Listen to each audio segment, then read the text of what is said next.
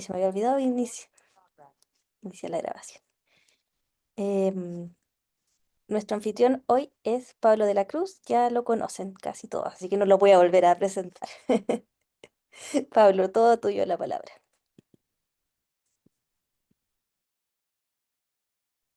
Buenas tardes para todas y todos. Bienvenidas, bienvenidos a la tercera sesión del curso Políticas y Convenios Internacionales para la Protección Ambiental. En esta sesión, mientras yo voy a hablar, voy a apagar mi cámara para evitar de pronto que la conexión sea muy lenta y haya problemas con el audio, que es lo más importante, y luego la volveré a prender. Bueno, entonces, habíamos visto en la primera sesión qué pasaba en la cumbre de la Tierra, que fue en 1992, del cual se desprendió un convenio muy importante, que es el Convenio de Diversidad Biológica, que va a ser el centro de lo que vamos a charlar el día de hoy, más lo que es el Protocolo de Nagoya. Entonces, aquí está la presentación de lo que vamos a ver hoy.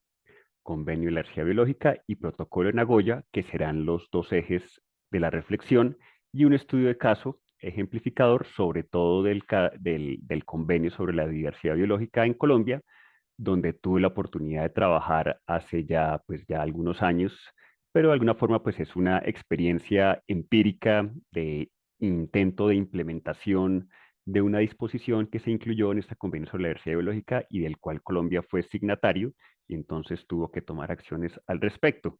Ojalá alguien de la audiencia luego pueda pronto tomar la palabra y si sabe algún ejemplo concreto de cómo esto se llevó allá en sus países y pueda también ampliarnos el tema. Entonces, el convenio sobre la diversidad biológica eh, se desprende, ¿sí?, del Tratado Internacional adoptado en 1992, la Cumbre de la Tierra en Río de Janeiro. Tiene los siguientes objetivos: conservar la diversidad biológica, el uso sostenible de sus componentes, llámesele recursos genéticos o también otro tipo de componentes, pero ya esta parte cobra especial relevancia, este término de recursos genéticos, que va a tener que ver con otro tipo de convenios que se desarrollaron posteriormente. También se enfocó en la participación justa y equitativa en los beneficios derivados del uso de recursos genéticos y en general de la biodiversidad, y se convirtió en un marco clave para políticas de biodiversidad a nivel global y nacional.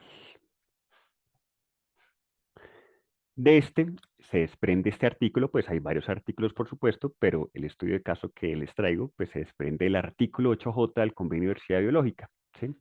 Este artículo reconoce la importancia de los conocimientos, innovaciones y prácticas de pueblos indígenas y comunidades locales para la conservación y uso sostenible de la biodiversidad.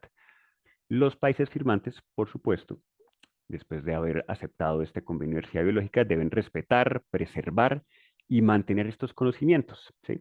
Promover su aplicación con consentimiento previo y asegurar la distribución justa y equitativa de los beneficios derivados de su uso. Bueno, ¿y esto cómo se come? Es lo que vamos a ver ahorita un poco más adelante. ¿Qué quieren decir con conocimientos tradicionales? ¿Qué quieren decir con innovaciones? Con prácticas de pueblos indígenas y un poco para que ahondemos en lo que está en el fondo de todo esto. Bueno, entonces, ¿qué mecanismos cuenta el convenio para la participación indígena? El convenio ha creado un grupo de trabajo sobre el artículo 8J y ha impulsado la creación de lo que es el Foro Internacional de Pueblos Indígenas sobre Biodiversidad, promoviendo la participación directa en procesos de toma de decisiones. También el artículo 8J está vinculado con el protocolo de Nagoya, que ya veremos más adelante, sobre acceso a recursos genéticos y reparto de beneficios, así como con instrumentos complementarios para proteger saberes tradicionales y prevenir la biopiratería. Bueno, entonces, este estudio de caso se desarrolla en Colombia en los años entre el 2011 y 2015 por medio de un proyecto que se llamó Incorporación del Conocimiento Tradicional asociado a la agrobiodiversidad en agroecosistemas de Colombia. Este proyecto tenía en inicio la intención de formular una política pública para la protección de conocimientos tradicionales en Colombia, ya que al Colombia ser signataria del Convenio de Energía Biológica, se comprometía a generar esta política y a generar acciones que respetaran los conocimientos indígenas y los incluyeran en las acciones que tenían que ver con la protección de la biodiversidad y también de mitigación y adaptación del cambio climático. Entonces, acá vemos que en esta imagen ven unas fotos a la izquierda. Arriba está el bejuco de la planta de la ayahuasca, con la cual se prepara el yagé, que es una planta sagrada de los pueblos indígenas. Abajo ven el mambe, que es también a base de la coca, el uso de la coca para este, esta planta, también esta forma de usar abajo está el tabaco y abajo está la yuca. Estas cuatro, entre otras, son plantas sagradas para los pueblos indígenas. Y a la derecha, pues ven los logos del Convenio de Diversidad Biológica y un poco lo que es la Conferencia Mundial sobre los Pueblos Indígenas, ¿sí? Que es uno de las instancias también que se desprenden de lo que fue la Declaración de Derechos Humanos de los Pueblos Indígenas. Entonces, este estudio de caso, pues de alguna forma es interesante porque nos pone en discusión cómo los pueblos indígenas de alguna forma también entienden su biodiversidad, cómo la manejan y qué quiere decir esto de que hay plantas sagradas para ellos, las cuales pues requieren una especial protección, ¿sí? Una especial protección no necesariamente de parte de gobiernos nacionales, no necesariamente de convenios internacionales, aunque en parte sí, pero más desde ellos mismos para poder de alguna forma seguirla manejando y seguir de alguna forma, seguir siendo dueño de lo que después se llamarán esos componentes que están en estas plantas sagradas y que son de gran interés para muchas industrias, ¿no? Entre ellas la farmacéutica y muchas otras, ¿no? Bueno, entonces, ¿por qué el conocimiento tradicional es importante? Porque, bueno, sabemos que es fuente de medicinas, es fuente también de alimentación, también es espiritual y nos dicen los académicos que pertenece a personas que viven en estrecho contacto con los sistemas naturales, ¿sí? Una estadística famosa en el mundo nos habla un poco de esta relación o esta correlación entre diversidad étnica y diversidad agrícola, biológica y bosque en pie, ¿sí? Es decir, que donde se pueden detectar que hay mayor diversidad étnica, mayor número de pueblos indígenas, con una lengua diferente, de pronto con algunas costumbres quizá parecidas, pero también que se diferencian en tradiciones, en estéticas y elementos rituales, en esos mismos espacios hay una diversidad agrícola, biológica y bosque en pie. Lo que más o menos nos insinúa esto es que esa diversidad de conocimientos de los pueblos indígenas también ha posibilitado que en ciertas áreas del mundo se mantenga una diversidad agrícola, biológica y se mantenga el bosque en pie. O sea, algo hay en esto, en estos conocimientos, que han permitido que esto sea de esta manera y contrasta, obviamente, con obviamente, los polos urbanos más industrializados, donde de pronto ya las dinámicas históricas y poblacionales pues han tenido otro camino. Entonces, estas políticas sobre conocimientos indígenas o tradicionales, pues parten de una alerta, ¿sí? Una alerta que nos dice y que los antropólogos vienen como documentando desde hace muchos años, desde incluso siglos, algunos siglos desde que, por ejemplo, esos naturalistas llegaban aquí a América y escribían los conocimientos indígenas de estas poblaciones se están perdiendo porque o se están muriendo, se están aculturizando, o muchos factores pues están pasando, y de alguna forma esa alerta pues se mantiene viva en este momento. Hay una idea de que se tiene que hacer algo para evitar que estos conocimientos indígenas se sigan perdiendo.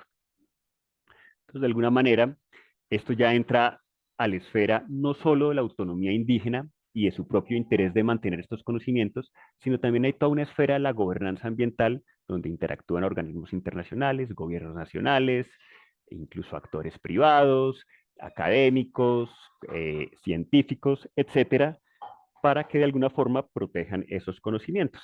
¿Por medio de qué?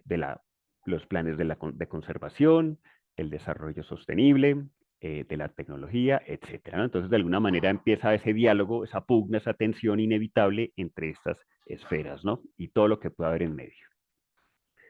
Entonces, algunos académicos, pues, que han estudiado el tema sobre conocimientos indígenas, cuando de alguna manera son puestos bajo la lupa o el ojo del conocimiento científico, nos dice que este diálogo, aunque necesario e importante, también tiene sus riesgos. Tiene sus riesgos porque los conocimientos científicos, cuando observan esos conocimientos indígenas, pues tienden a veces a descontextualizarlos, a desdibujarlos, a separarlos de su propio contexto, a clasificarlos y de alguna forma en meterlos en la misma manera en que el conocimiento científico está estructurado, ¿sí? Socavando cuál es como la ontología propia de estos conocimientos indígenas y cuál es esa raíz y esa razón de ser, ¿no? Quizá aquí hay un choque muy fuerte entre lo que son las formas racionalistas de entender y mirar la vida y las formas también, no solo racionales, sino también espirituales de entenderlas, que están también inmersas en los conocimientos indígenas, y ahí es donde quizá pues se produce como el mayor desentendimiento, ¿no?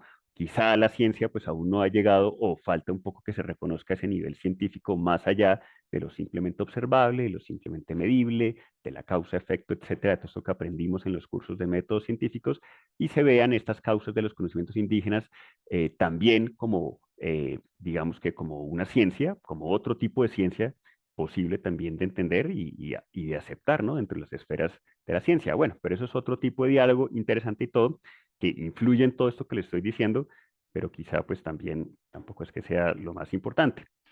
En fin, entonces, estos conocimientos indígenas, pues de alguna forma, al ser documentados, son promovidos, son adaptados, son recuperados o protegidos, o de alguna forma el verbo que queramos entender un poco en esto, pues tiene que ver más bien con esto, con movilizar conocimientos indígenas. Y cuando yo me refiero a movilizar los conocimientos indígenas, quiere decir llevarlos a las arenas políticas donde estos conocimientos indígenas por lo general han sido invisibilizados como las agendas ambientales de conservación y desarrollo, a, los, a las instancias internacionales, a los mecanismos de protección jurídica, espacios que por lo general casi siempre son asimétricos en esas relaciones de poder y donde los mismos pueblos indígenas pues son los que menos poder tienen para la toma de decisiones, ¿no? Entonces ahí entramos en esta paradoja que dónde queda esa autonomía pronto indígena a la hora de movilizar estos conocimientos indígenas en espacios donde muy seguramente estos pueblos indígenas pues van a ver también afectada esa capacidad de toma de decisiones para de alguna forma decidir sobre cómo ponerlos en ese diálogo, incorporándolos o integrándolos o no sé, o lo que pase ahí, ¿no? Bueno, en este proyecto que se desarrolló en la Amazonía colombiana, al sur de la Amazonía colombiana, pues de alguna forma yo participé como sociólogo contratado por un instituto de investigaciones público en Colombia llamado el Instituto Sinchi y tuve de alguna forma que a cargo indagar también dentro de las mismas poblaciones que pensaban sobre este proyecto, cuáles eran esas visiones que ellos tenían sobre los conocimientos indígenas y generé como una especie de contraste entre esas visiones culturales, ¿no? Y esas visiones políticas que se generan sobre los conocimientos indígenas. Esas visiones culturales, pues asumen estos conocimientos como inseparables de estos contextos en los cuales emergen, ¿no?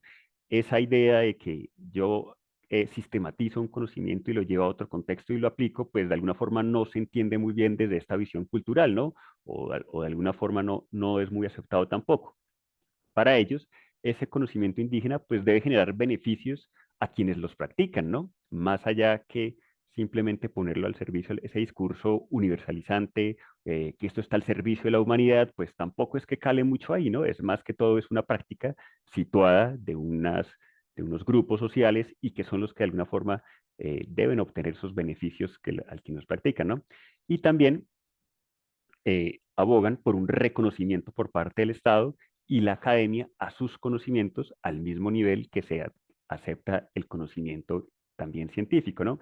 Las visiones políticas, pues, de alguna forma se orientan más hacia esa necesidad de una protección jurídica, ¿no? Una protección jurídica está en el marco de un Estado de Derecho, donde se acepta una multiculturalidad o una plurinacionalidad o una presencia de diferentes grupos étnicos que a los cuales hay que respetar y darles un lugar. Entonces se habla de la protección jurídica, de una gobernanza de las comunidades y organizaciones sobre sus recursos naturales, ¿no? Como en este discurso de la participación, propendiendo que las personas entren en estos planes estatales y sean ellos quienes los conformen y de alguna forma sean como los llaman ellos participantes o beneficiarios de ello.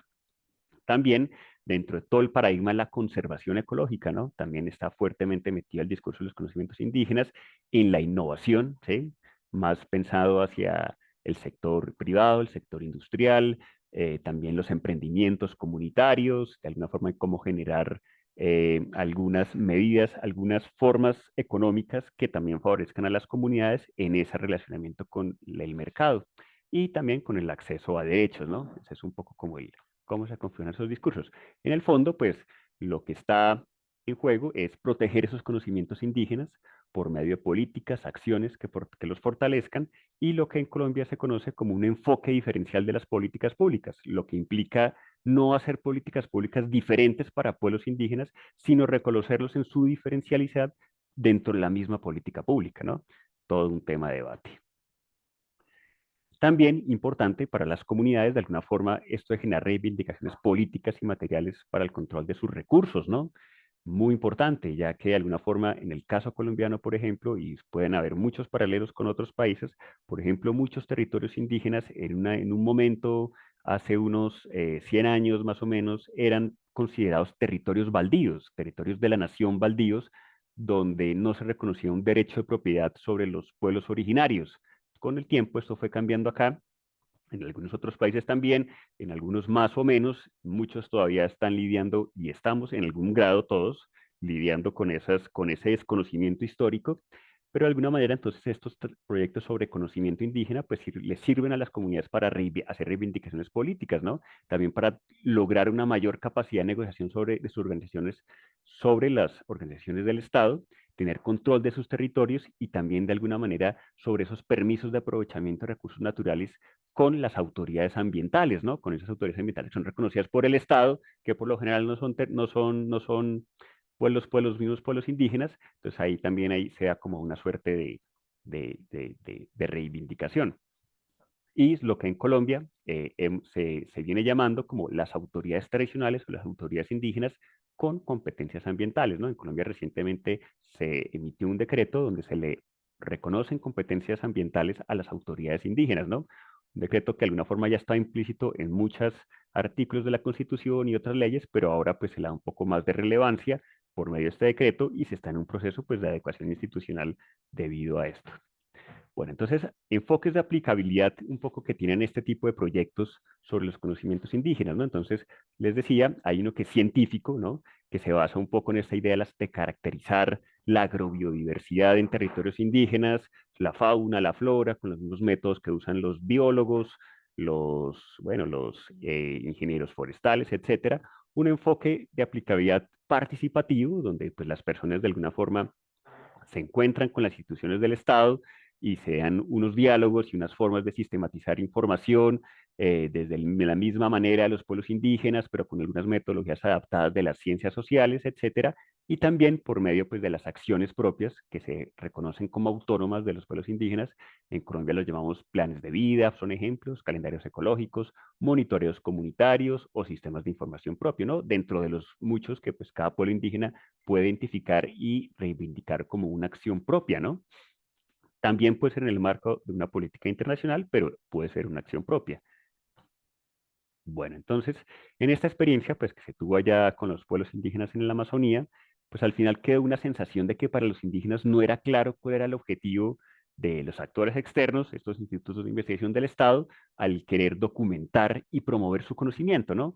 Pues digamos que hay muchas expectativas y muchas informaciones que van y vienen que generan una cierta confusión de el, bueno, ¿para dónde va esto, no? Hay como se despierta una suerte de celo en las comunidades donde el Estado es percibido también, históricamente ha pasado, como un actor que roba sus conocimientos, ¿no? Que usa su información muchas veces en detrimento de unos pueblos indígenas y sobre todo para generar normatividades basadas en sistemas de propiedad privada, como por ejemplo los de las políticas de derechos intelectuales, el cual ya veremos un poco más adelante.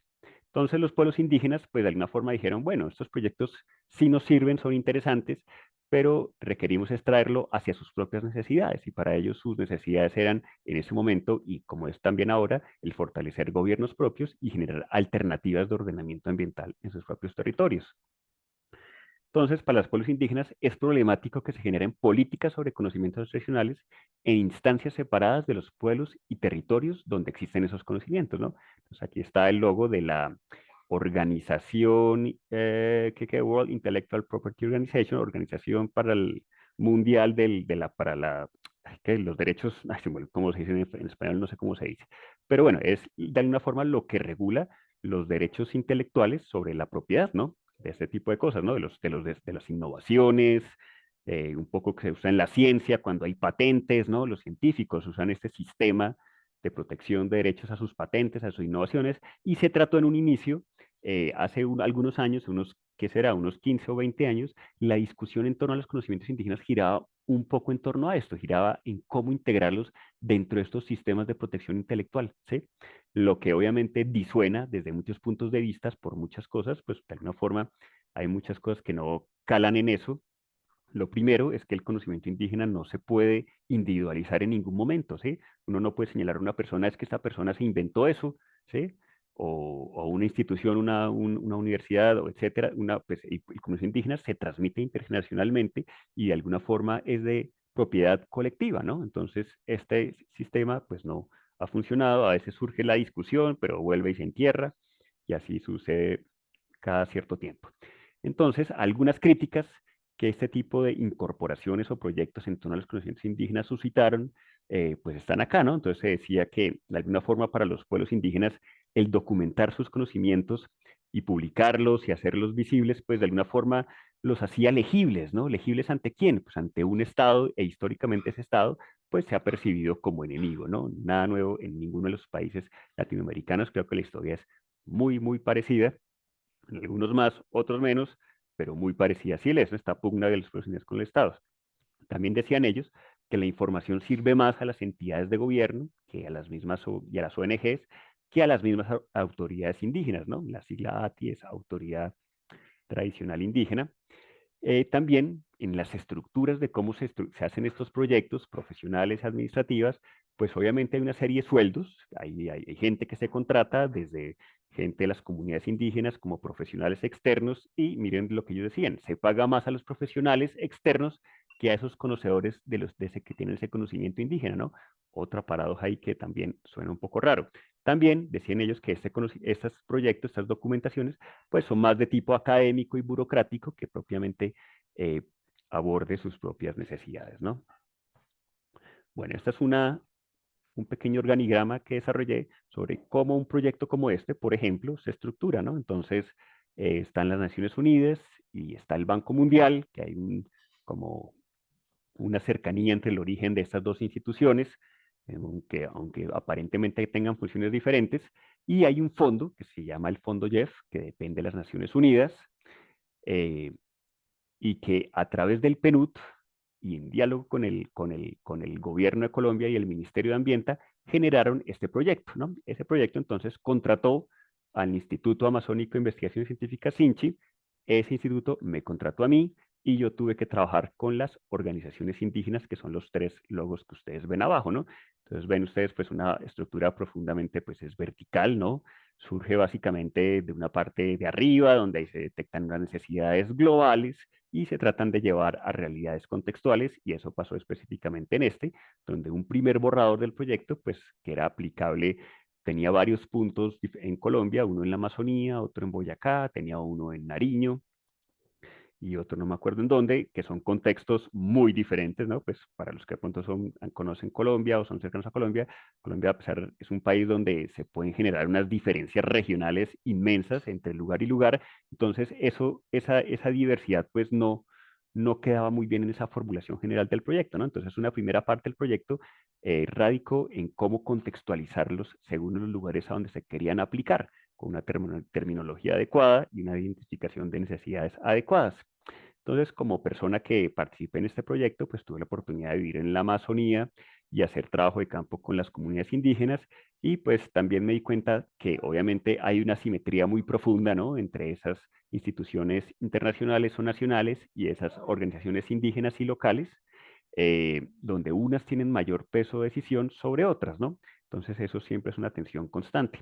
Pero de alguna manera, en medio de todas estas tensiones y dificultades que se viven, pues para por lo menos los que hacemos trabajo de campo y de alguna forma tenemos la oportunidad de interactuar con las organizaciones indígenas, con las autoridades, con las familias, etcétera, pues hay una posibilidad también de generar iniciativas y de generar ideas y procesos territoriales, pues que de alguna forma aporten a las necesidades del lugar, ¿no? Entonces eso es muy importante, pues también un poco para las personas que se acerquen a este tipo de proyectos que vengan de convenios internacionales, que de alguna manera es el trabajo de campo el que donde se puede agarrar la manija de lo que está pasando y entenderlo y dirigirlo pues hacia unos temas o aspectos que sean relevantes a donde se están aplicando, ¿no?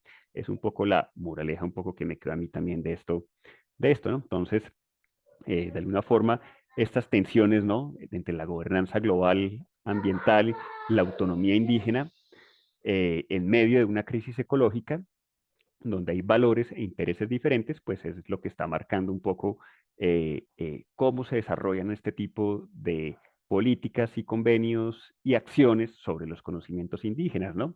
Entonces, algunas preguntas abiertas quedan aquí, es como si esa adaptación de los conocimientos indígenas a los contextos actuales o esa forma un poco de integrarlos dentro de estas políticas implicará un sacrificio de esas ontologías, esa razón de ser más profundas que sustentan estos conocimientos y si es posible movilizarlos de manera que sirva para inspirar o informar o influir a la sociedad con respecto a problemas que surgen de la crisis ecológica y que vayan más allá de ella, ¿no? De alguna forma estas dos imágenes que ven, pues de alguna forma representan para mí como también, pues obviamente los pueblos indígenas pues están obviamente en este mismo mundo en que estamos todos, pero también desde el pensamiento indígena, desde los conocimientos indígenas, pues también se puede pensar el mundo y de ahí pueden salir soluciones que en este momento requerimos para la crisis ecológica.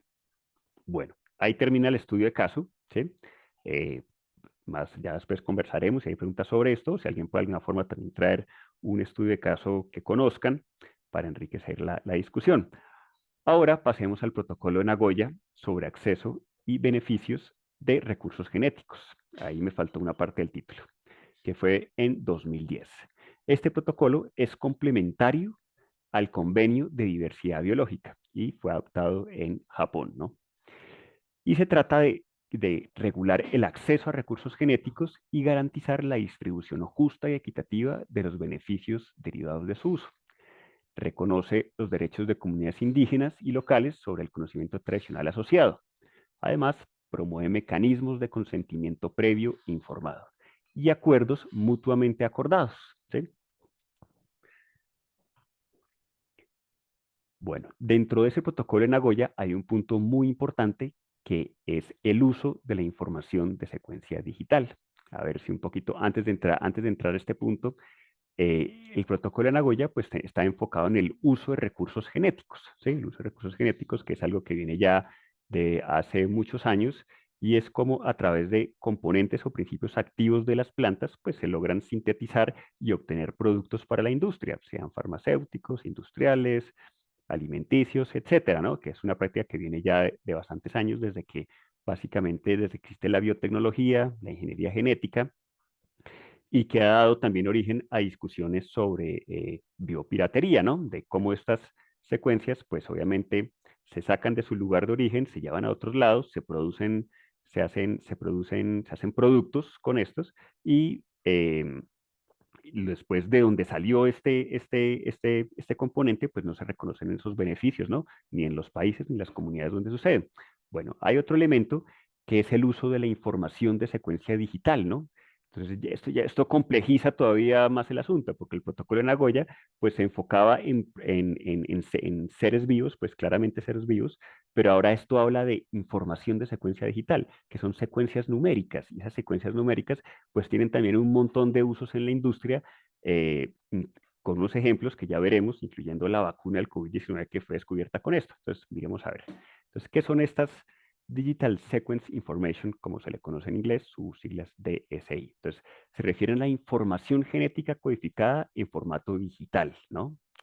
Como las secuencias de ADN, ARN o proteínas, obtenidas de organismos vivos. Están disponibles en bases de datos públicas, ¿no? Ya y son de acceso abierto. Se utilizan ampliamente en investigación biotecnológica, farmacéutica, agrícola, cosmética. Ejemplos de esto, por ejemplo, es la secuencia de ADN de una planta medicinal, ¿sí? Un código genético de un microorganismo, unos datos genómicos de una especie silvestre subidos a bases de datos internacionales, ¿no? Y seguramente hay muchos ejemplos. Si alguien en la audiencia tiene un conocimiento profundo de todo esto, me gustaría que tomara la palabra y también nos ayudara un poco a entender esta complejidad, que yo al no ser biotecnólogo, pues obviamente tampoco puedo profundizar mucho, ¿no? ¿Qué riesgos y tensiones pues, se encuentran en el uso de estas secuencias, de estas DSI? Primero que todo es que no están claramente reguladas por el protocolo de Nagoya, ¿no? A pesar de que las menciona, pues lo que les dije, se enfatiza más en lo que es el recurso genético, pero no en la secuencia digital. Que empresas y laboratorios acceden a estas secuencias sin necesidad de acceder físicamente al recurso genético, lo que complica la trazabilidad y la participación en beneficios. O sea, su uso es demasiado abierto y de alguna forma muy desligado de su origen de donde se produce la secuencia.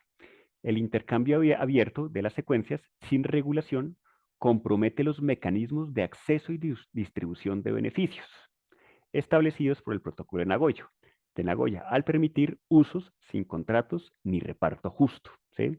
Digamos que hay una volatilidad muy alta de esa forma de hacer contratos sobre el uso de estas secuencias, así como sucede con los recursos genéticos, incluso para estas secuencias aún más, que hace muy difícil generar una cadena de trazabilidad que garantice el acceso y distribución de esos beneficios, ¿no? De dónde surgió, de qué conocimiento, ¿no?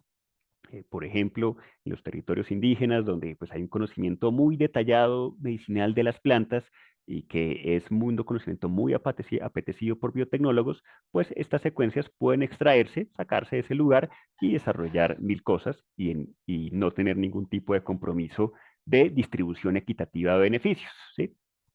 Puede que ni siquiera haya existido un permiso previo o puede que existió el permiso previo, pero cuando se habla ya de una secuencia numérica, pues ya es algo tan abstracto que como que no tiene relación con lo otro, ¿no? Entonces, eso es la discusión que hay en todo esto, ¿no? Entonces, traza tensiones entre el principio de ciencia abierta, innovación y colaboración, que de alguna forma esto está inscrito en el discurso de la ciencia y el desarrollo tecnológico en todos nuestros países, y la justicia biogenética para comunidades y países de origen, ¿no? Otros riesgos para pueblos indígenas. Amenaza los derechos colectivos, ¿no? Estas secuencias están siendo utilizadas sin consentimiento ni reconocimiento de los pueblos indígenas, lo que vulnera sus derechos sobre el conocimiento y los recursos biogenéticos tradicionales, nos dice la ONG Cultural Survival, ¿no? Que publica este artículo del 10 de octubre del 2024. Y pues esta ONG se caracteriza pues por luchar por los derechos de los pueblos indígenas y lanzó este artículo pues con esas alertas, ¿no? También denuncian una falta de regulación y biopiratería digital, es decir, que los marcos legales internacionales, como el Protocolo de Nagoya, no regulan adecuadamente este acceso a las secuencias, lo que facilita ese aprovechamiento comercial sin compartir beneficios ni garantizar consentimiento libre, previo e informado. Algunas soluciones y mecanismos en negociación, ¿no? Todo esto está en discusión, o sea, si quieren ponerse a estudiar algo que esté en este momento actual y que no esté zanjado, pero por ningún lado, es este tema, ¿no? Entonces, por ejemplo, en 2022 se planteó crear un mecanismo multilateral que se desarrollaría para la COP16 en Cali, llamado el fondo de Cali, que es un fondo global para asegurar la participación equitativa de beneficios derivados del uso de las secuencias. Y también se están evaluando distintas alternativas de política. Entonces, por ejemplo, desde licencias reguladas por país con control bilateral hasta mecanismos multilaterales que eviten necesidad de rastrear cada secuencia individual. ¿En qué consisten estas alternativas? Entonces, la primera, que son licencias nacionales con control bilateral, es que cada país regula el acceso a la secuencia derivada de sus recursos genéticos. Es decir, que para usar una secuencia digital, el investigador o empresa debe negociar individualmente con el país de origen, ¿sí? Como se hace, por ejemplo, con los recursos físicos genéticos que están bajo el protocolo de Nagoya. Por ejemplo, una farmacéutica que quiera usar una secuencia genética de una planta de Colombia debe firmar un acuerdo con el gobierno colombiano, ¿no? Entonces, para esto el gobierno tendría que hacer una reglamentación y generar los instrumentos que den trazabilidad a este tipo de contratos, ¿no? Una desventaja es que esto lo hace muy complejo, pues simplemente porque cada país va a tener su propia normativa y va a ser difícil rastrear cada secuencia digital una por una, ¿no? Lo que puede frenar la investigación y la innovación, ¿no? Ese libre flujo de la información que de alguna forma se propende en todo lo que es el ecosistema científico de la innovación, ¿no? o un mecanismo multilateral, sin pensar en rastreo individual. Es decir, que en lugar de negociar por cada secuencia, los países acuerdan un fondo común global, ¿sí? Es decir, que los usuarios de las secuencias, por ejemplo, empresas o universidades, aportan al fondo por el uso general de información genética, ¿sí? Y este fondo redistribuye los recursos hacia los países y comunidades proveedoras de biodiversidad. Este tiene una ventaja que puede ser más simple, ya que no se necesita rastrear cada secuencia ni firmar miles de contratos, pero lo que sí requiera, pues obviamente es poner de acuerdo a todos esos países que generarían ese fondo multilateral, ¿no? O una complejidad por otra, pero digamos que desde el punto de vista transaccional que le interesa a la ciencia para que estas informaciones fluyan libremente, pues le sería más conveniente este tipo de mecanismo, ¿no? Bueno, y aquí para terminar mi presentación, un pequeño cómic que me encontré en internet, que es una señora entrando como a una farmacia con su DNA secuenciado y está pidiéndole al boticario el remedio que necesita ya sin una fórmula de un doctor necesario, sino simplemente con una secuencia, ¿no? Quizá llegaremos a ello o quisiera sea únicamente un cómic. Bueno, entonces, muchas gracias y aquí entonces nos quedamos para la discusión. Bueno, dejémoslo ahí.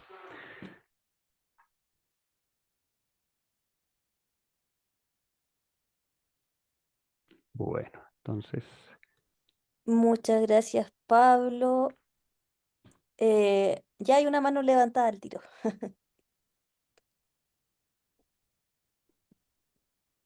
David. Hola, ¿qué tal? Buenas noches, profesor. Sí, sí, bien. Hola, hola. ¿Bien? Buenas, Sí, no escuchamos muy bien.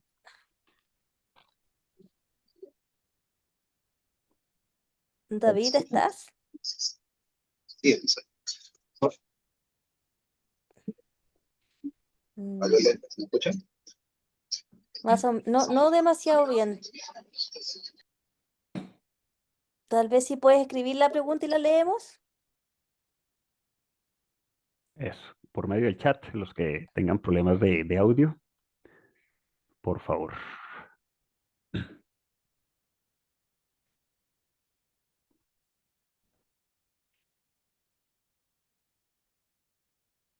Y por mientras que David escribe, si es que hay alguien más que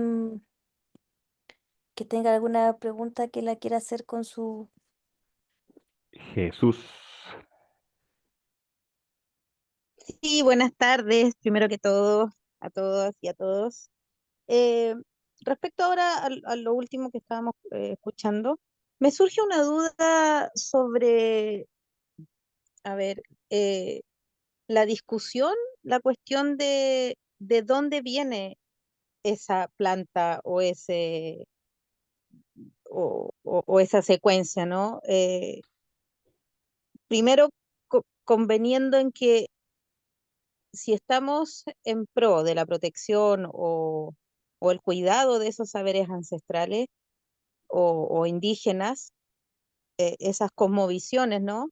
De que en realidad no existen fronteras, que en realidad la Pacha es de todos, todos convivimos en ella, y entendiendo que la diversidad sobrepasa fronteras, en ese tema particular de la soberanía, finalmente, porque estamos hablando de soberanía, la soberanía sobre esos conocimientos, ¿no? Esas secuencias. ¿Cómo lograr una soberanía si hay especies que sobrepasan fronteras? Por ejemplo, en Chile hay especies en el sur, en la Patagonia, que están igualmente en Argentina o en el lado argentino como en el lado chileno, ¿no? No así a lo mejor alguna especie única, endémica de ese lugar específico, que a lo mejor en ese sentido sería, comillas, más sencillo, pero cuando esa especie en realidad no tiene fronteras y es igualmente esencial, importante y ancestral para estas culturas su uso, ¿cómo en ese primer propuesta de acuerdo se podría llegar a resolver ese tema de la frontera finalmente, de que las naciones realmente no son dueñas de esa única secuencia o de esa única especie, ¿no? Sino que son compartidas, como tú decías, como Mm. bilaterales, ¿no? Eso me queda como el cuestionamiento, así como de poder masticarlo. Eso, Mm. gracias. Sí, gracias. A mí también me queda exactamente el mismo cuestionamiento. Eh, un poco ahí, claro, el tema de fronteras nacionales, eh, pues salta como un problema, ya que pues obviamente los países de alguna forma entienden que lo que está entre sus fronteras pues es de ellos, ¿no? Pero lo que tú dices es verdad, es que lo que está en sus fronteras no es exclusivamente de ellos, sino que pueden haber en otras fronteras esos mismos organismos vivos, eh, y más aún esa información que producen esos organismos vivos pues se puede llevar a cualquier lugar del mundo, ¿sí? Y en ese cualquier otro lugar del mundo se pueden desarrollar mil productos y mil cosas, donde no necesariamente pues se ponga de que el trabajo de campo para obtener esta secuencia se desarrolló en tal país, entonces ese país merece un tal porcentaje de los beneficios de este producto. Bueno, eso es muy volátil y es muy difícil establecerlo. Obviamente las compañías pues no van a querer, entre más volatilidad y esto menos regulado esté, pues para las compañías mejor, porque de alguna forma empezar a reconocer derechos, empezar a reconocer fronteras nacionales, más aún pueblos indígenas, pues los mete en problemas, ¿no? Los mete en problemas para el desarrollo de sus actividades. Entonces, esa es precisamente la pugna, y la discusión que tú mencionas. Ahí está el comentario de David y también hay un comentario de Catalina. Eh, David dice, el tema de los conocimientos ancestrales del convenio de biodiversidad también es aplicable a los conocimientos hidráulico y manejo de agua, en un contexto de Perú donde este tipo de saberes se mantiene vivo en las actuales comunidades campesinas. Claro, pues por supuesto. Gracias, gracias por mencionar ese tipo porque claro, el convenio de diversidad biológica, pues obviamente se enfoca en lo que es la diversidad biológica y lo que tú marcas ahí también es un vicio muy, muy fuerte de la política, que es separar el agua de la biodiversidad, cuando pues no pueden ser diferentes, son una misma cosa, en un ecosistema, ¿no? Entonces, claro, pues quizá dentro del mismo convenio ese tipo de innovaciones, ¿no? Que tú mencionas ahí del uso hidráulico, en Perú pues no se tengan en cuenta, pero sí se puede pensar que es un conocimiento, es una innovación que, y si ha sido practicado pues por un pueblo indígena y está de alguna forma así entendido, pues hace parte de ese acervo de conocimientos indígenas para que ese pueblo pues también proteja y lleve acciones para que eso sea de esa manera, ¿no? Sin necesidad de acudir al convenio de diversidad biológica en este caso, o podría que sí, si hay algún tipo de asociación con la biodiversidad, pero lo que te digo, eso sí es un vicio de la política, separar una cosa de la otra, ¿no? Cuando sabemos que es lo mismo. Y Catalina dice, muy buenas tardes, muchas gracias por la presentación. La verdad no me quedó muy claro lo de la documentación de los saberes indígenas, en particular del medio ambiente. ¿Por qué no beneficiaría a los pueblos?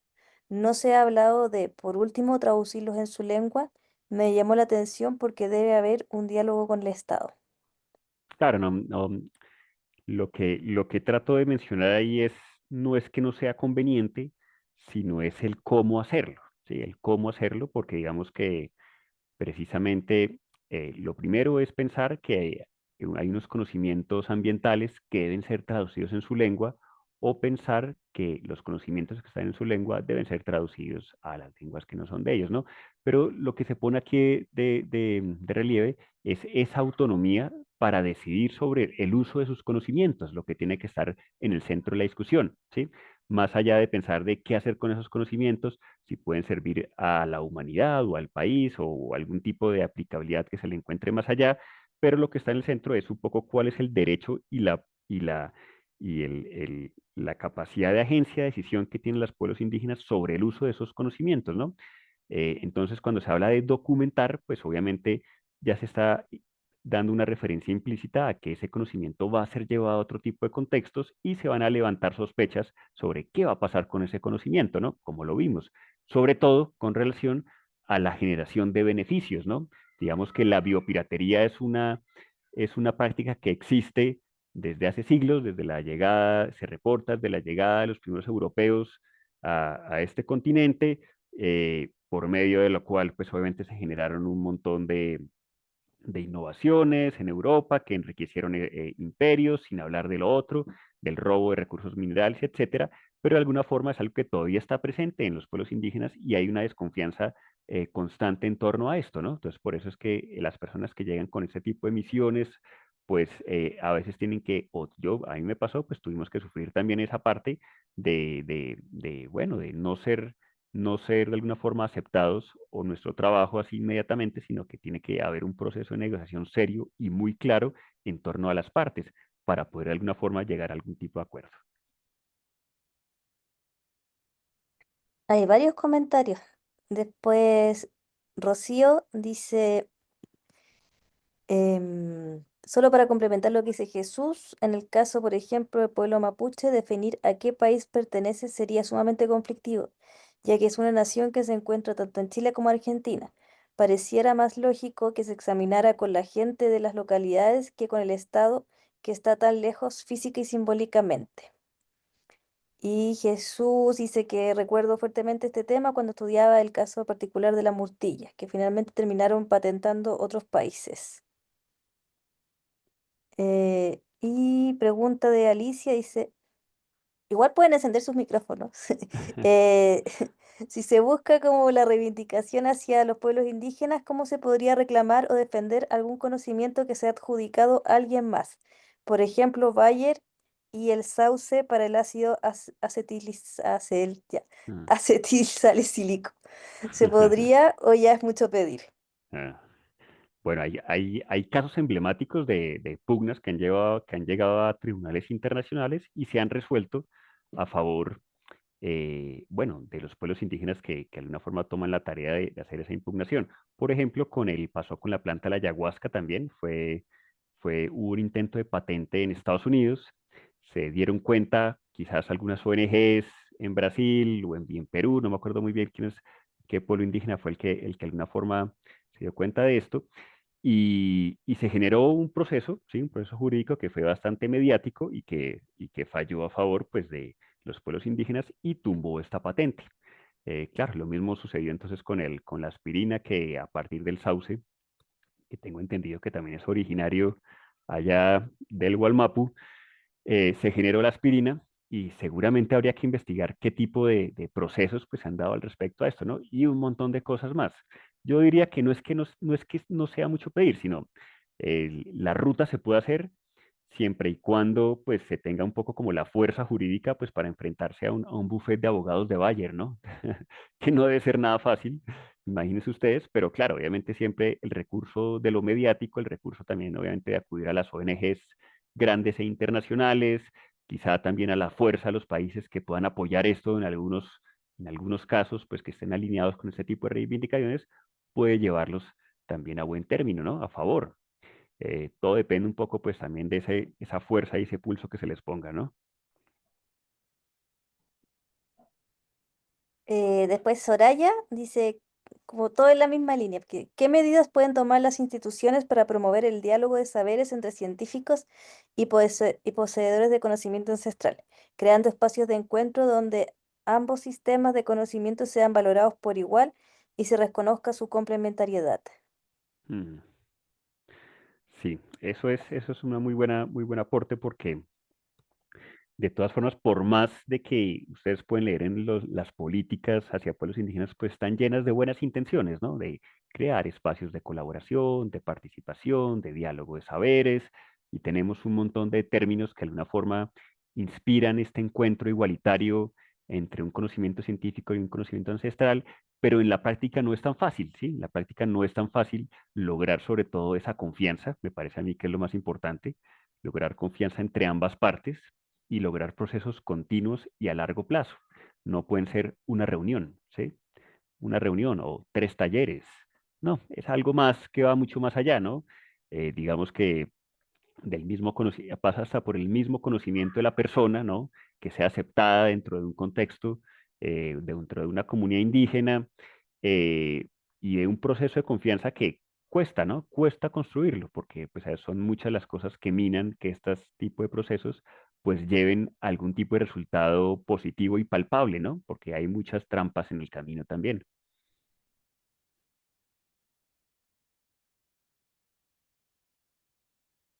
Ya no hay más preguntas en el chat. No sé si hay preguntas en la oralidad. No sean tímidos. Eso. Adelante, Marcela. Muy bien. Buenas tardes. Eh, Relacionado exactamente con lo último que acabas de explicar, de conversar, ¿tú conoces algún caso en que ideal, ¿no? En que se Mm, logró una buena conexión entre la mirada de la ciencia, mm, el trabajo con un pueblo indígena y, no sé, algo que diga, esto se hizo bien, sí. fue ejemplar, se puede repetir? Ajá. Ok. ¿Conoces alguna experiencia así?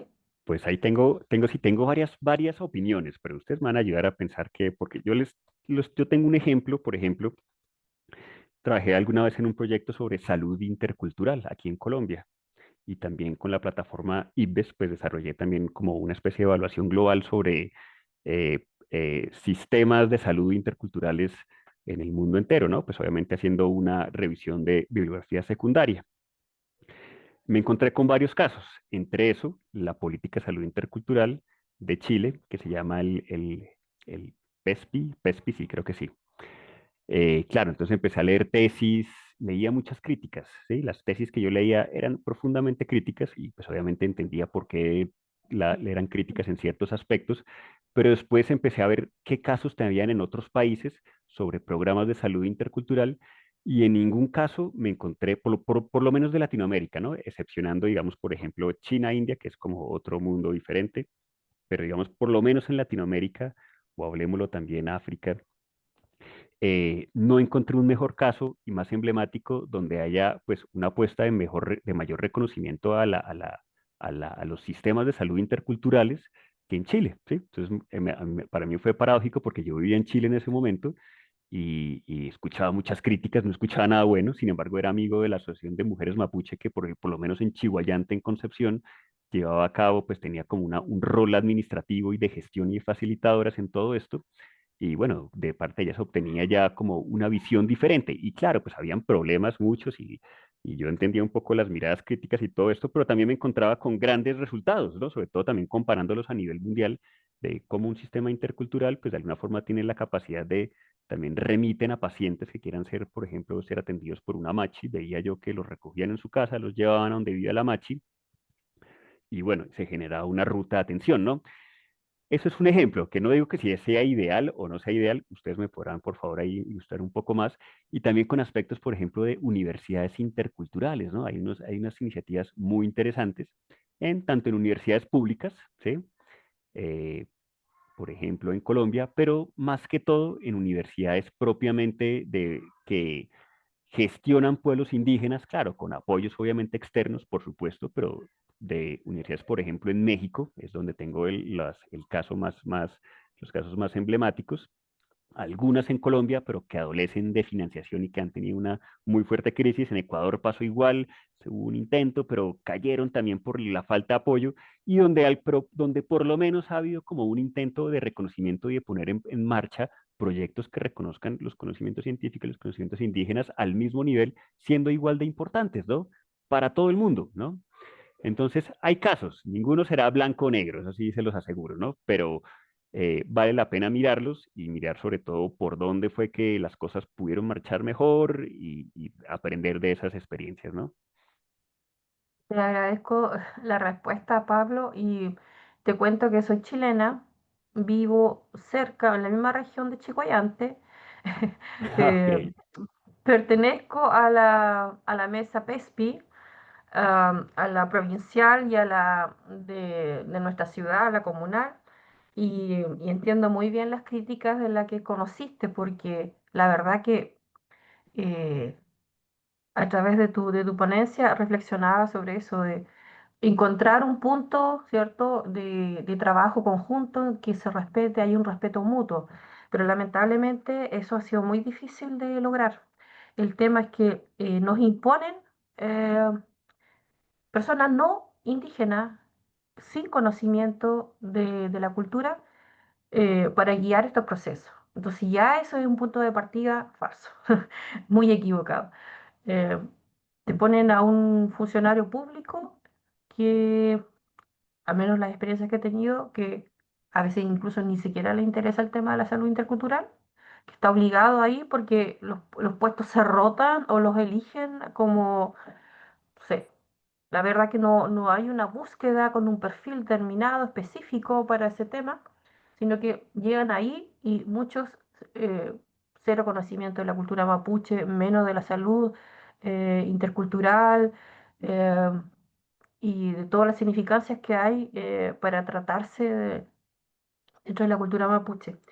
Y bueno, ha sido un proceso largo que lo han llevado mujeres desde varios años para lograr esta mesa intercultural de salud intercultural, ¿cierto? Del programa PESPI, que significa Programa Especial de Salud para Pueblos Indígenas, que en realidad tiene principalmente, yo creo que más del 90% tiene que ver con pueblos mapuche, el pueblo mapuche en Chile y las experiencias son diversas, son bastante diversas. Y bueno, conozco por dentro lo que es el PESPI, por eso te preguntaba, no sé, en otra parte si ha funcionado mejor, porque como mujer mapuche, soy presidenta de una asociación mapuche, estoy trabajando con los centros de salud acá, tratando, porque ahora es obligatorio, hay un decreto que tienen que respetar la salud intercultural, que tiene que haber un referente que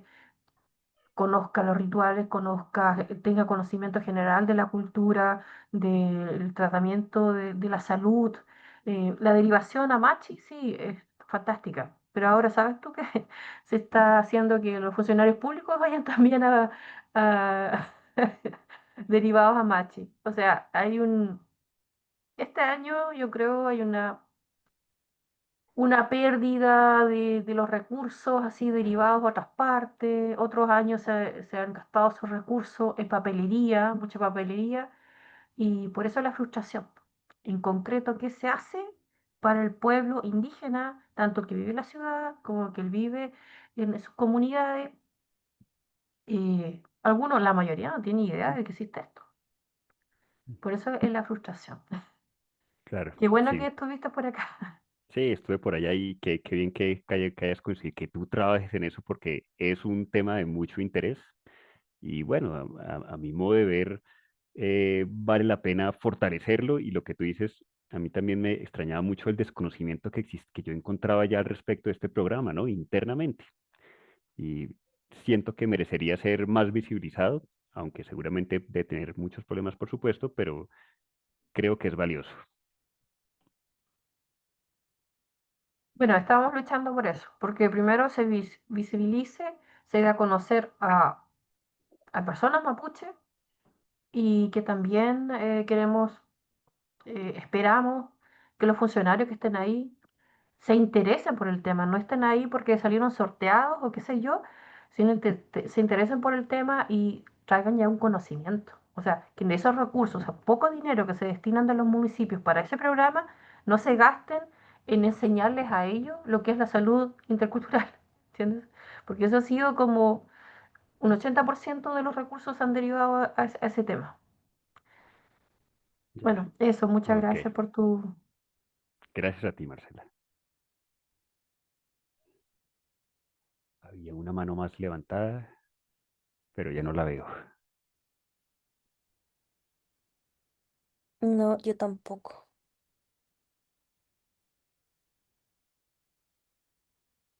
Pero en el chat sí hay un comentario.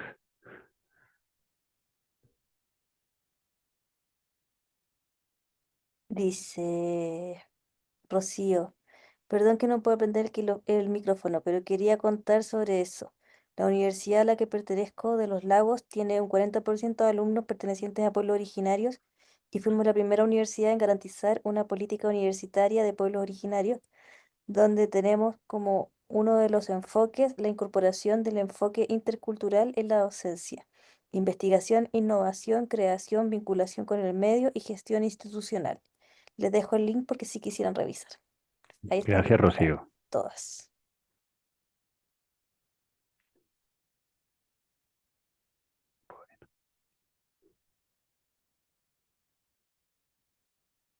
Listo. Entonces, ¿alguien más por ahí que quiera charlar, preguntar, comentar?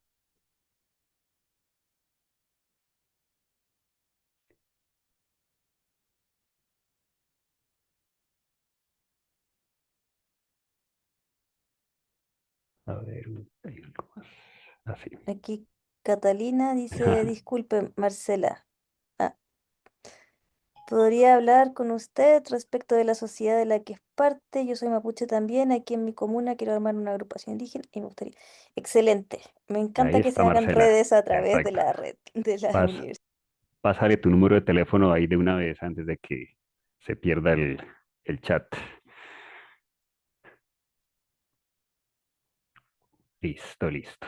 Bueno, Envié entonces, mi correo y bueno, a mí me interesa también que tomar contacto con personas que tienen este tema, de la salud intercultural sobre todo, y de los derechos, ¿cierto?, de propiedad privada, comunitaria, de plantas sagradas. Me interesa mucho en otros países conocer esa experiencia, así que si alguien está en ese tema trabajando, por favor que me escriba un pequeño email y para comunicarnos. Gracias. listo, pues. Bueno, pues entonces, Ahí quedó una pregunta de Alicia. Pregunta si estos así. convenios derivan del Acuerdo de París y qué estados o países participan. Ok. Recordemos que el Acuerdo de París era sobre cambio climático, ¿sí?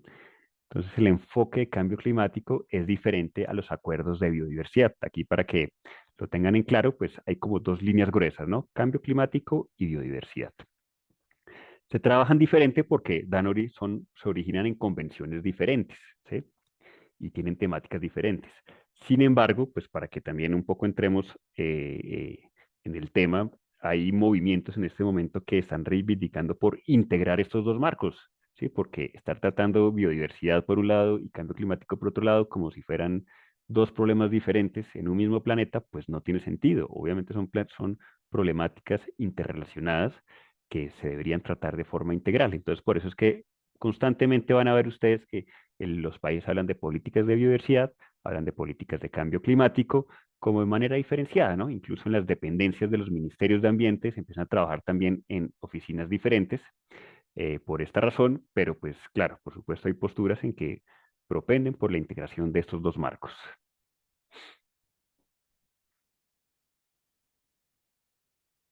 Existen fondos. Me gustaría hacer Sí, otra pregunta. sí, claro, No claro, sé si adelante. piensa, un Sigue, poquito sigue. alejado del tema, sí, Ajá. pero es algo que me encuentro diariamente quizás en internet, en diferentes partes, que se ha vuelto una moda también en Chile, de usar terminología mapuche, lengua mapuche, o algunas palabras incluso a veces mal aplicadas, mal escritas para negocios. ¿Existe en algún país alguna política ya definida que sancione esto? Porque esto es un abuso, ¿no? Por decirlo mínimo. Eh, es aprovecharse de un conocimiento que no tienen y querer lucrar con eso, ¿no? Eh, por ejemplo, sacan una línea de algo, le ponen a su negocio un nombre mapuche, a sus productos, pero ellos no son mapuche, no tienen ni idea y ni siquiera tiene que ver a veces con el tema. Eh, ¿Existe, tú conoces, Pablo, en algún país en que eso se reguló, que eso se le puso un tajo, se arregló, se dijo, bueno, no, es como prostituir nuestra lengua, ¿no? Sí, sí, sí. Así lo veo. Sí, yo también he escuchado varios comentarios al respecto de eso, y sí es como una molestia general que muchas veces se levanta. Y sí he escuchado casos en que de pronto alguna comunidad indígena ha saltado por ello y de alguna forma ha hecho algún tipo de movilización, no sé con qué éxito y no sé si amparados en una normativa o simplemente en una suerte como bueno, de llamado a la moralidad y al respeto de esos pueblos indígenas de donde se esté usando algún concepto, ¿no? Porque digamos que en la normativa lo único que prima es, ok, ¿es una marca registrada? Sí o no. Si está registrada, entonces ahí se actúa la ley. Si no está registrada, no hay forma de que la ley opere en ese aspecto, ¿no? Son como las marcas de los negocios, ¿no? O sea, no pueden haber dos Coca-Colas en el mundo porque solo hay una marca registrada con ese nombre, ¿no? Entonces, con esto, claro, la industria se vale, pues, obviamente, de un lenguaje, de una lengua que apropian para ellos eh, y la meten en este circuito de comercialidad y de alguna forma, pues, la mayoría de las veces saldrá impune, pues, porque si no existe una marca registrada con ese mismo nombre, con esa misma ortografía, con esa misma, entonces no le puede pasar nada, ¿no? La mayoría de los casos, muy seguramente. Ya, gracias. Pero apuntaba a otro tema, ¿no? Al uso Claro, indiscriminado y sin sí, conocimientos, ¿no? exacto, Sin pertinencia, sobre todo, sin pertinencia. Mm. por supuesto. Aquí David pregunta si existen fondos de cooperación que fomenten los conocimientos tradicionales.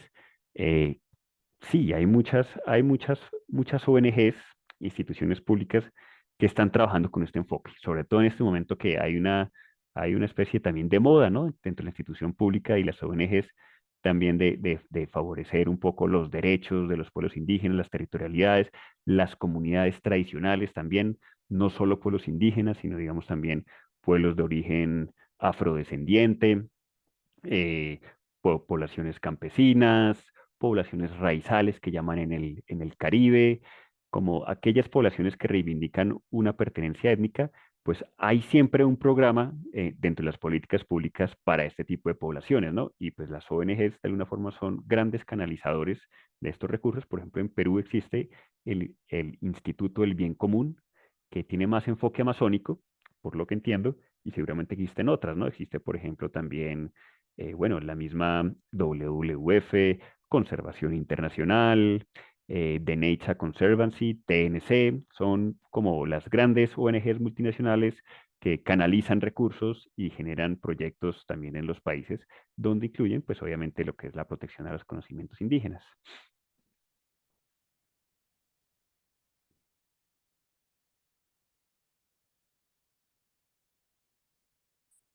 Estoy leyendo el comentario de Rocío, ¿dónde se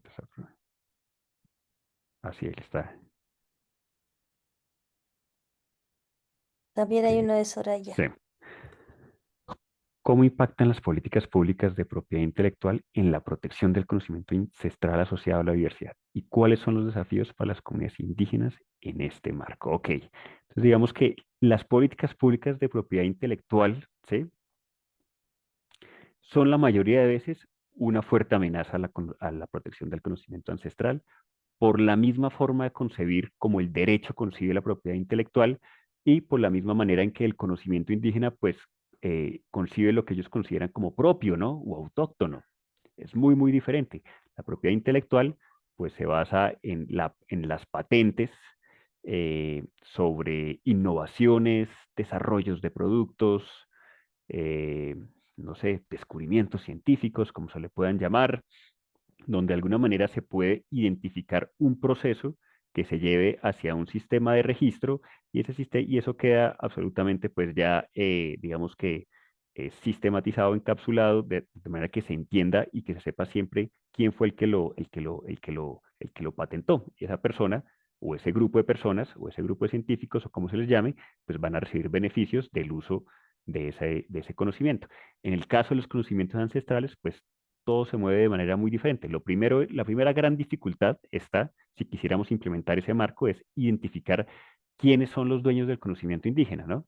Entonces, si uno pregunta eso, pues en los territorios indígenas, de alguna forma, pues, primero que todo se ríen, ¿sí? Se ríen porque aunque sí existen conocedores y personas que lo practican y de alguna forma son los que lo entienden y lo transmiten, por supuesto, pero para ellos o para ellas en estos pueblos indígenas, pues el origen es más espiritual, ¿no? Viene desde los mismos tiempos en que este pueblo existe sobre la faz de la tierra, ¿no? Y no hay una forma de apuntar, no, mire, es tal persona o tal otra, ¿no? Entonces, desde esa misma concepción, pues ya hay epistemologías diametralmente diferentes a la hora de entender los conocimientos y a la hora de entender un beneficio que se pueda obtener sobre la aplicación de un conocimiento.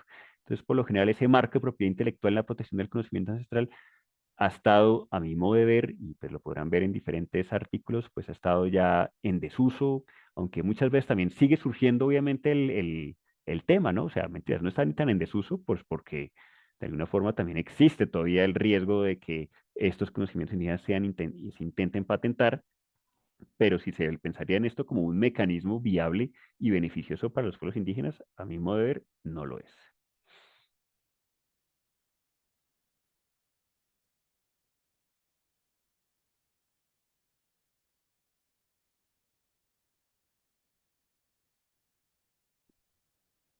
Ahora sí no veo más Ahora sí. preguntas. Bueno. Profesor, ¿se me escucha ahora mejor? Ah, Hola, hola. ahora sí, David. Profesor, una consulta. Acá cuando se refieren a comunidades indígenas, entendería que también, o sea, es el conjunto de comunidades nativas y comunidades campesinas, o es otra, o Mm. son otras Bueno, formas de interpretación. buenísima pregunta, David. Buenísima porque eso depende, ¿sí? Depende de muchos contextos, por supuesto. Básicamente, cuando se habla de comunidades indígenas dentro de un marco normativo, es donde, pues, no solo existe un autorreconocimiento de ese pueblo indígena, sino que existe una serie de procesos reconocidos histórica, legal y legítimamente para que ese pueblo indígena, ese pueblo sea de alguna forma aceptado como indígena, ¿no? No se puede caer en un esencialismo, ¿sí? Donde se dice que si es tal población para ser categorizada como pueblo indígena, tiene que usar su vestimenta original, vivir en su territorio original, hablar su lengua original, bueno, todo lo que las partes, las elementos estéticos que de alguna forma nos hablan de un estereotipo indígena, no puede ser eso, pues porque de alguna forma sabemos que los contextos han cambiado mucho y de alguna forma el autorreconocimiento indígena pues ha llevado el ser indígena a contextos también muy diferentes, muchas veces también bajo la, la, la, la no práctica de un idioma propio por X o Y motivo, ¿sí?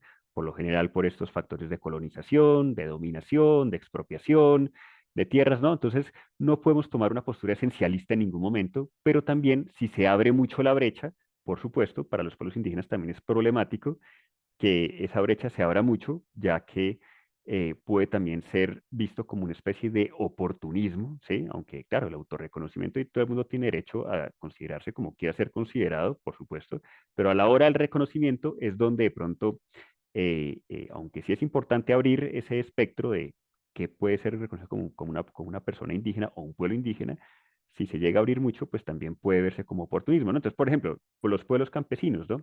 Quizá en Perú, como en México, puede ser más leve esa diferencia, ¿no? De pronto por el tipo de historia que ha habido. Por ejemplo, en Colombia es un discurso y es una forma de ser que está muy diferenciada, ¿no? En muchos casos, ¿no? Obviamente no es tan blanco y negro, pero sí en la mayoría de casos, las organizaciones indígenas y las organizaciones campesinas se mueven de manera diferenciada, ¿no? Unos se reconocen como campesinos, otros se reconocen como indígenas, y no hay como tanto esos puntos neutros, ¿no? Quizá en Chile es todavía más diferenciado, ¿no? Los pueblos originarios mapuches son todavía mucho más diferenciados del resto del, del- del resto de la sociedad. Bueno, hay diferentes matices. Por ejemplo, México es donde también se ve un gradiente menos claro sobre cómo estas poblaciones campesinas también manejan una identidad indígena, ¿sí? Ahí es de aclarar eso, ¿no? Entonces, sí depende del contexto en donde esto se dé y cómo también un poco políticamente y culturalmente se lidia al interior, ¿no? De cada país, cómo lo han configurado.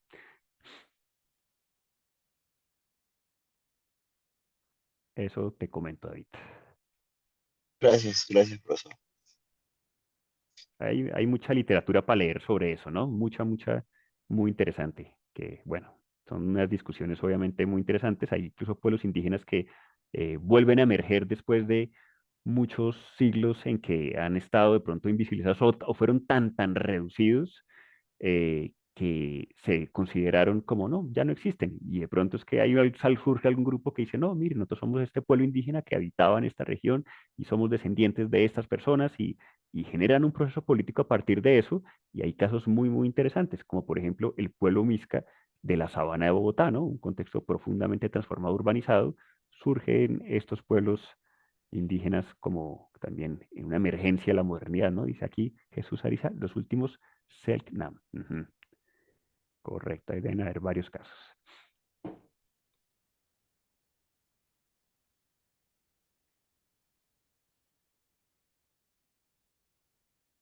Me parece que Marcelo levantó la mano de nuevo, ¿no? Sí, sí. Pablo, si me permites complementar lo que acabas de decir, Ujú. sobre todo el tema de aprovechamiento. Bueno, después del estallido social hubo una resignificación del pueblo mapuche en Chile. eh, se le, se le miró con más simpatía las personas no mapuches. Se reconocieron sus luchas, algunos se identificaron, ¿no? Desde ahí comenzó a estar de moda el pueblo mapuche. La vestimenta, usar palabras eh, y hablar de ellos, porque antes no se hablaban, se ignoraban, no se interesaban y había una estigmatización extrema del pueblo en general, de las mujeres, de los niños, independientemente de la condición. Eh, bueno, mucha gente quiso declararse mapuche.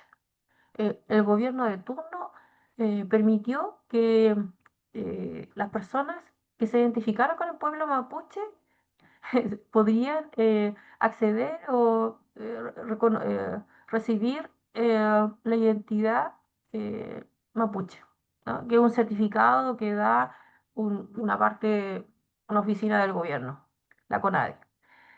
Y bueno, muchas personas mapuche, con apellido mapuche, con toda su fisonomía mapuche, no lo han hecho o no lo hicieron porque es un trámite, ¿cierto? Y no necesitan un papel para ser reconocido. Muchas otras personas lo hicieron porque eh, lo encontraron necesario para ser reconocidos así. Y también un gran grupo de chilenos eh, se autorreconocieron mapuche y, y con el objetivo así muy claro de obtener beneficios, ¿no? Que para los mapuches la verdad que es muy difícil. Hoy día conversaba con una Lamien, mujer mapuche mayor. Ella le ha costado mucho poder postularse a una vivienda. Se supone que las personas mapuches tienen como un cierto privilegio para obtener un subsidio, para obtener una casa. Pero me contaba un caso de otra persona que se declaró mapuche, se autodeclaró mapuche y esa persona le entregaron tierras y qué sé yo. Bueno, ahí hay un claro aprovechamiento y que no es un caso aislado, ¿no? De el autorreconocerse de un pueblo indígena. Al menos en Mm. Chile, lamentablemente, muchos procesos están viciados y siempre está eh, un grupo de personas, siempre aparece un grupo de personas que se aprovechan, ¿no? Que, ah, y lo voy a usar de nuevo, que prostituye las buenas intenciones, que se aprovecha, que hace un lucro de eso. Exactamente. Por eso las buenas intenciones no bastan, ¿no? Porque de buenas intenciones también se pueden llegar a resultados, sí, que no se buscan. Entonces, hay que tener ese ojo muy, muy bien afinado, sobre todo en este tipo de reformas políticas que mezclan el reconocimiento indígena y la reivindicación de territorios, derechos. Bueno, ahí pueden haber muchos lados para mirar.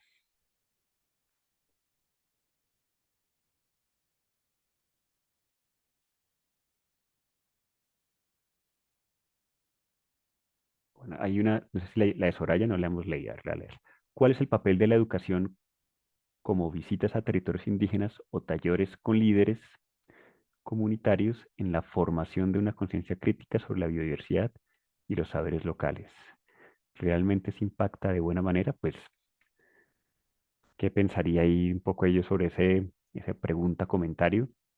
Pues yo diría que si no empezamos por una sensibilización eh, dentro del ámbito de la educación, entendamos la educación como la queramos entender, sea lo occidental, sea lo tradicional o como la queramos entender, hacia los saberes indígenas y hacia la diversidad de conocimientos indígenas y su importancia, pues yo diría que de ahí parte pues realmente pues como el verdadero, la verdadera transformación que este tipo bueno, de reconocimientos pues debería surtir, ¿no? Entonces, pues a mi modo de ver, una educación intercultural o una orientación hacia los saberes indígenas en la educación, llámesele por medio de colegio público, de escuela pública o de cualquier tipo de, como queramos concebir la educación, pues es absolutamente fundamental precisamente pues para que nuestras sociedades pues cambiemos un poco ese chip que nos ha de alguna forma castrado y nos ha de alguna forma hecho ver las cosas de una forma en que pues nos ha llevado a resultados que no son muy positivos, ¿no? Sobre todo en materia de protección del ambiente, de los territorios, de la biodiversidad y todo esto en lo cual los conocimientos indígenas pues son absolutamente claves, ¿no?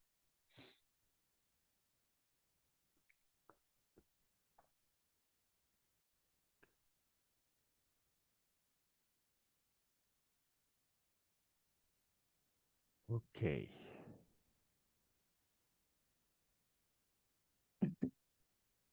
Bueno, dedito para arriba. Muy bien. Entonces, ya vamos entonces cerrando de pronto. ¿Sí? Perfecto. Ok, entonces, bueno, muchas gracias y nos vemos el miércoles ya para cerrar algunos puntos por ahí que quedan. Entonces, bueno, importante, conozcan estos marcos internacionales, se puede echar mano de ellos, bien utilizados, bien entendidos, no hace falta ser un experto, ¿no? Pero hay que saber que están ahí, ¿no? Y a mi modo de ver, están ahí para usarlos y que de alguna forma alimenten pues las políticas y reivindicaciones que sean favorables para el bien de la humanidad entera, ¿no? Independientemente de quién seamos, ¿no? Entonces, ahí nos veremos el miércoles. Muchas gracias. Muchas gracias, Pablo. Buenas noches. Buenas noches. Chaltumay. Ujú.